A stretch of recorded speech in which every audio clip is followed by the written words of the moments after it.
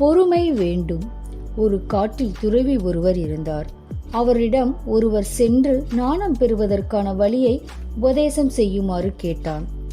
அவர் அவனை வேறொரு துறவியிடம் போகுமாறு கூறினார். அவரிடமும் சென்ற பொழுது அவர் அவனை மற்றொருவரிடம் அனுப்பி வைத்தார். இப்படியே 10க்கும் மேற்பட்ட துறவிகளிடம் சென்று அவன் பொறுமை இழந்து முதல் துறவியிடம் திரும்பி வந்து கோபமாக காரணம் கேட்டான். அதற்கு அவர், ஒருவருக்கு ஞானம் ஏற்பட வேண்டுமானால் முதலில் பொறுமை தேவை. பலர் பலவிதமாக கூறுவதை பொறுமையாக கேட்டு இறுதியில் தனக்கு எது சரி என்பதை அறிவதுதான் ஞானம். தங்கள் எல்லோருமே ஞானம் பெறுவதற்காகத்தான் தவம் செய்து கொண்டு இருக்கிறோம். பிறரிடம் உபதேசம் பெறுவதால் மட்டும் ஞானம் அடைந்துவிட முடியாது. ஆகவே நீ முதலில் பொறுமையை கற்றுக்கொண்டு பிறகு ஞானம் பெற முயல்வாயாக என்று கூறினார் அவர்.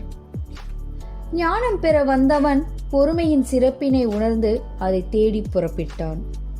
ஒரு மனிதன் தன் வாழ்வில் வெற்றி பெறுவதற்கு ஆர்வம், தன்னம்பிக்கை, விடாமுயற்சி ஆகிய 4 குணங்களையும் கடைபிடிக்க வேண்டும். அதோடு பொறுமை என்ற குணத்தையும் இறுதி வரை கடைபிடிக்க வேண்டும். 6 மாதங்களில் விளையும் அரிசியை 3 மாதங்களில் விளைவித்த விஞ்ஞானம், 6 வருடங்களில் காய்க்கும் தென்னை மரத்தை 3 வருடங்களில் காய்க்க வைத்தது விஞ்ஞான முன்னேற்றம். அதற்காக நாமும் எல்லா செயல்களிலும் அவசரம் காட்டினால் எப்படி? முட்டையிலிருந்து குஞ்சு வெளிவர வேண்டும் என்றால் பொறுமையுடன் காத்திருக்கத்தான் வேண்டும். காத்திருங்கள், எல்லா தவறுகளும் சரியாகிவிடும்.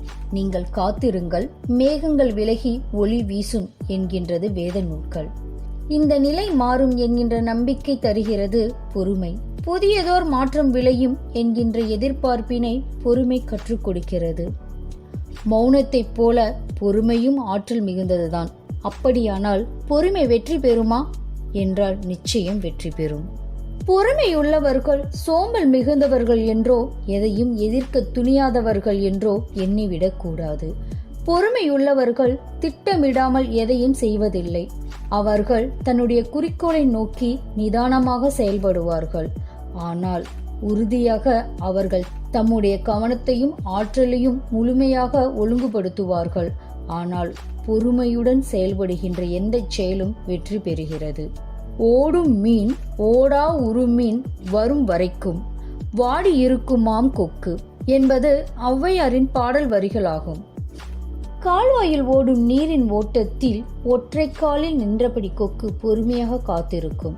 சிறு சிறு மீன்கள் எல்லாம் தன்னருகே நீரோட்டத்தில் ஓடும் பொழுது அம்மீன்களை ஒன்றும் செய்யாமல் கொக்கு அமைதியாக காத்திருக்கும். தனக்கு விருப்பமான பெரிய மீன் வந்தவுடன் வினாடிக்கு குறைவான நேரத்தில் மின்னல் வேகத்தில் கழுத்தை வளைத்து தன் வாயால் கவ்வும்.